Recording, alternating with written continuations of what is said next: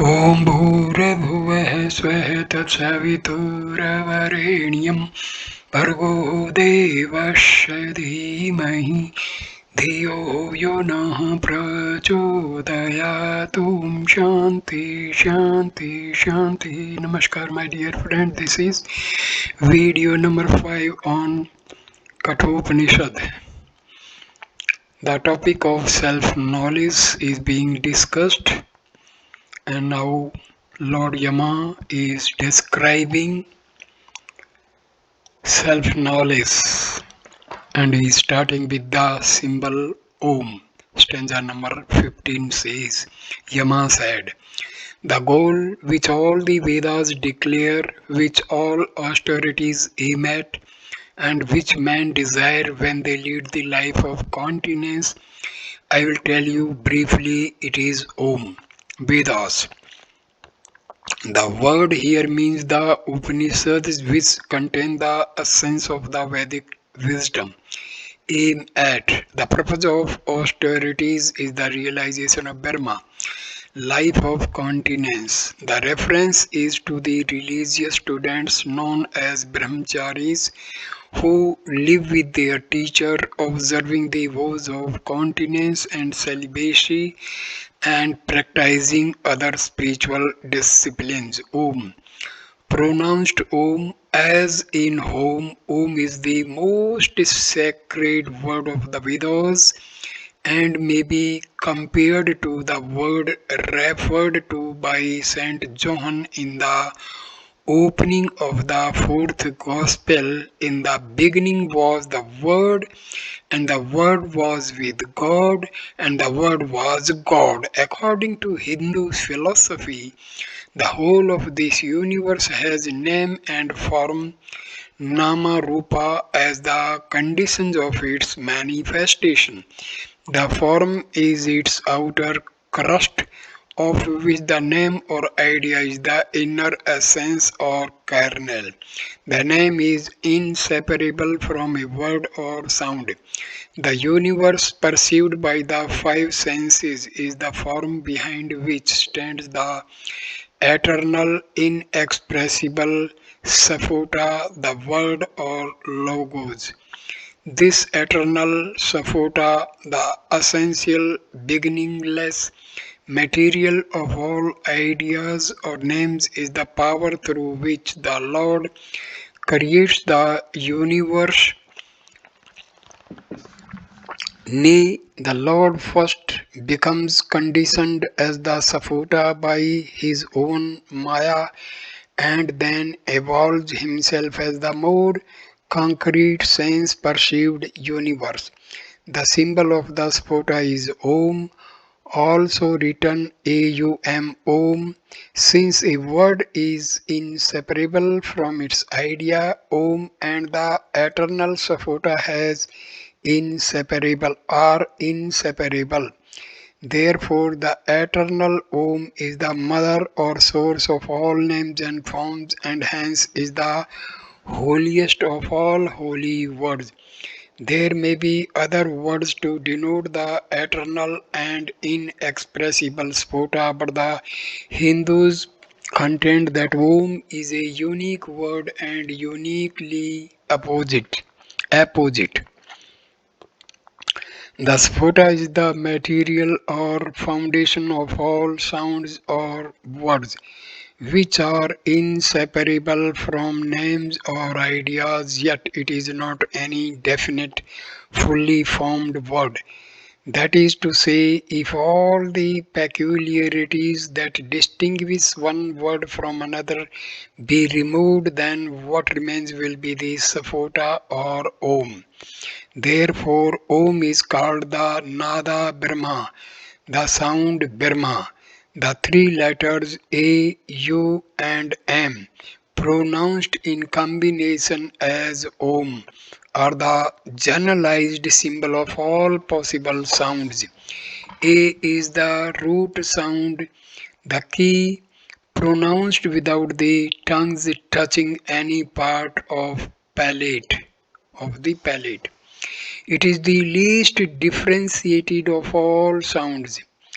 Again, all articulate sounds are produced in the space between the root of the tongue and the lips. The throat sound is A, and M is the last sound, M. U represents the rolling forward of the impulse, the beginning that begins at the root of the tongue and ends at the lips. U. If properly pronounced, Om will represent the whole gamut of sound production, and no other word can do this. Therefore, Om is the fittest symbol of the Sphota, the Logos, the word which was at the beginning, as the Sphota, being the finer aspect of the manifested universe, is nearer to the Lord and is indeed the first manifestation of His divine wisdom. Om is the true symbol of God. It is the symbol both of the personal God in his aspect of creator, preserver, and destroyer, and of impersonal reality. A, U, and M represent respectively creation, preservation, and destruction.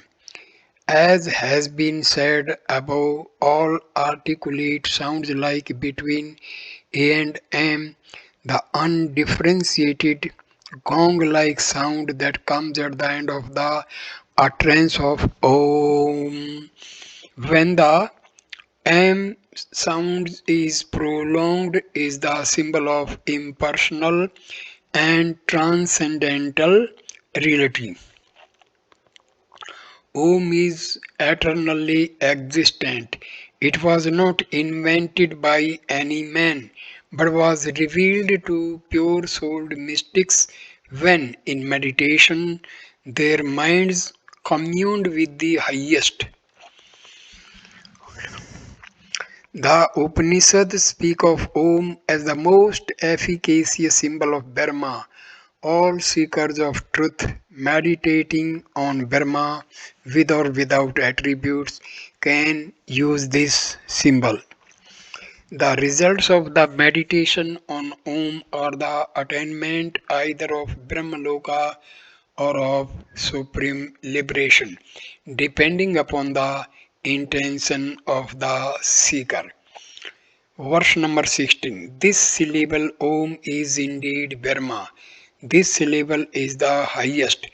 Whosoever knows this syllable obtains all that he desires. This interpretation of Om is taken from Bhakti Yoga by Swami Vivekananda. Brahma. Here the word means Saguna Brahma or Brahma associated with creation, preservation and destruction. The highest, that is to say, the attributeless absolute or pure consciousness. The worshipper of Saguna Brahma goes after death to Brahmaloka. But he who has realized the absolute merges in it at the time of death. He is no longer subject to the illusion of birth and death. Furthermore, stanza number 17. This is the best sport, this is the highest sport. Whosoever knows this sport is adored in the world of Brahma. Best sport, that is to say, Om is the best of all the means by which one can attain pure consciousness. Highest sport, because Om leads to the realization both of Brahma with attributes and of pure consciousness. Om is the best means for attainment of Brahmaloka and also for the realization of one's identity with pure consciousness. The worshipper of Om communes with Brahma alone, either in its relative or in its absolute aspect. He who has realized the true significance of Om is worshipped like Brahma himself. After describing to Nachiketa the symbol Om, Yama proceeded to explain the real nature of Atma, which is identical with Brahma. Verse number 18. The knowing self is not born, it does not die, it has not sprung from anything, nothing has sprung from it. Birthless, eternal, everlasting, and ancient, it is not killed when the body is killed. Knowing self, that is to say, the knower of Atma, the knower realizes himself to be Atma, which is pure consciousness, because it is self existent. Any change, such as birth or death, is denied with regard to the knower of the self, not born, etc. A thing that is born cannot be eternal because prior to its birth it had no existence. Such an object undergoes six changes: birth, existence, relative growth, maturity, decline, and death. All material objects undergo these changes. Atma or pure consciousness is free from birth and death and therefore from the other changes as well. Ancient, old, and yet new, being changeless, Atma is uncreated, therefore it is inconceivably old. At the same time, it is ever new, though not in the ordinary sense. When different objects are joined in a particular manner, a new thing is said to be fashioned. A new piece of furniture, for instance, when pieces of wood are put together in a certain way.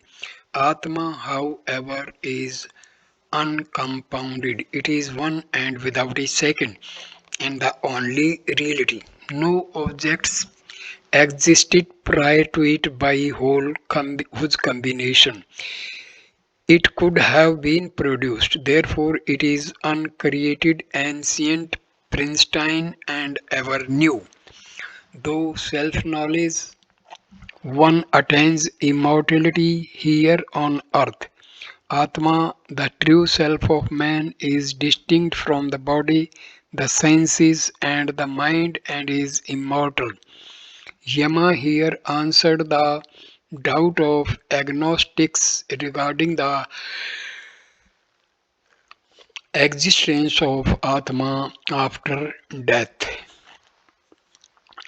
Only those who identify Atma with the body speak of killing it or being killed by it.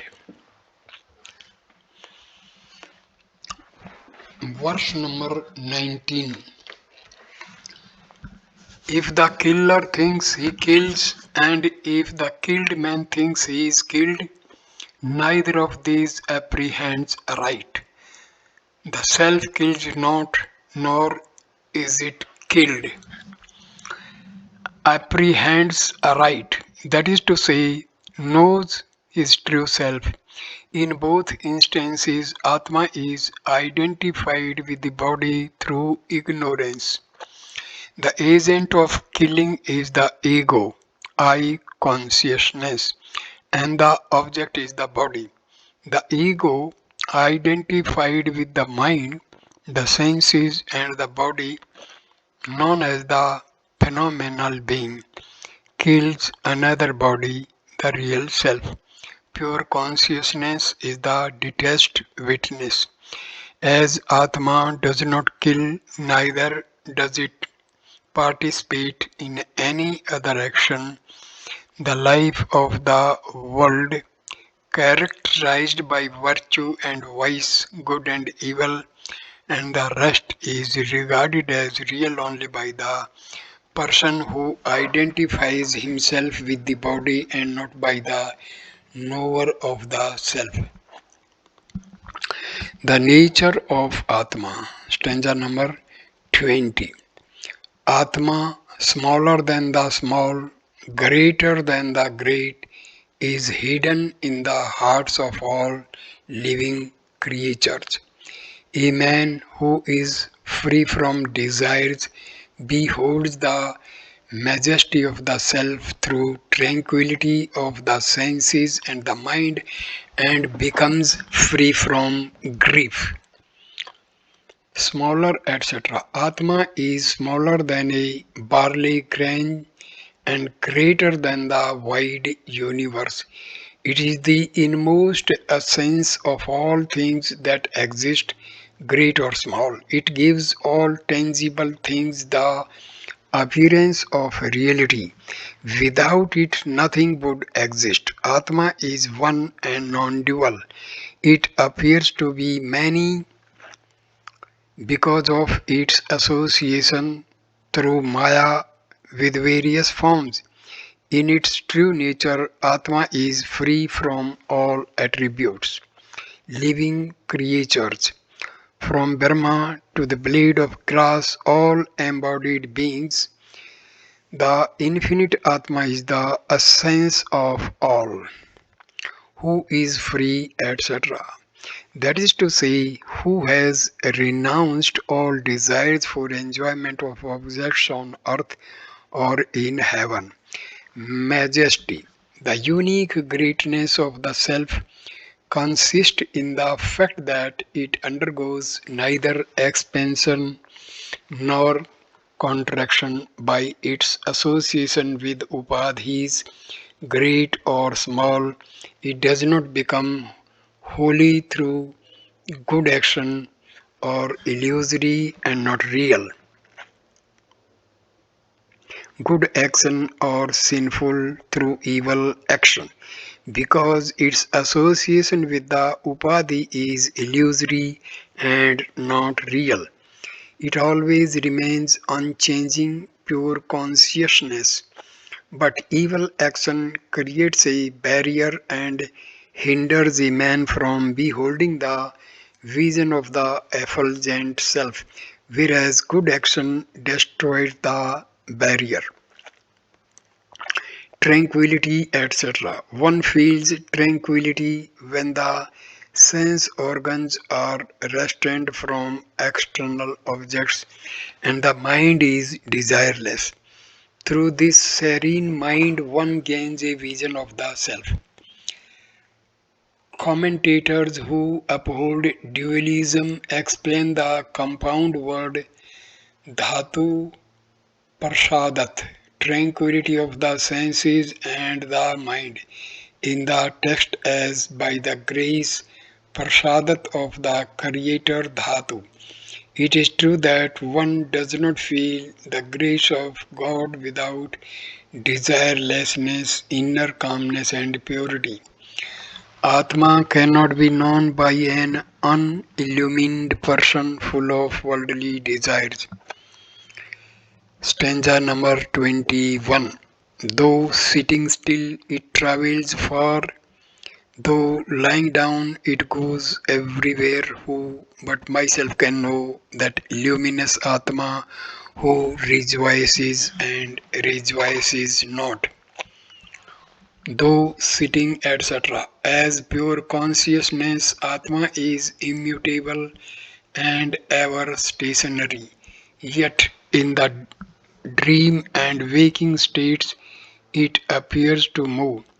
During those states, it seems to be broken into various states of consciousness on account of its identification through Maya with the changing conditions of the mind. Thus, it is said that Atma moves, though in reality only the mind moves. Though lying, etc. The reference is to the state of dreamless sleep when the mind lies still. At that time, all particular forms of consciousness subside and a non differentiated awareness persists. not being associated with any particular object of experience. Atma seems to be everywhere. In dreamless sleep, Atma remains associated with the upadhi of the non active mind.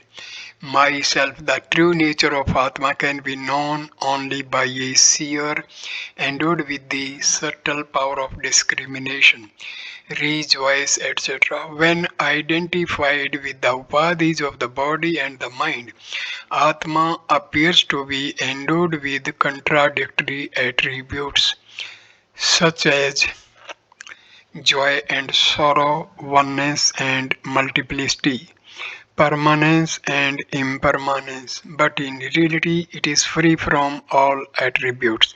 They are superimposed upon it through Maya.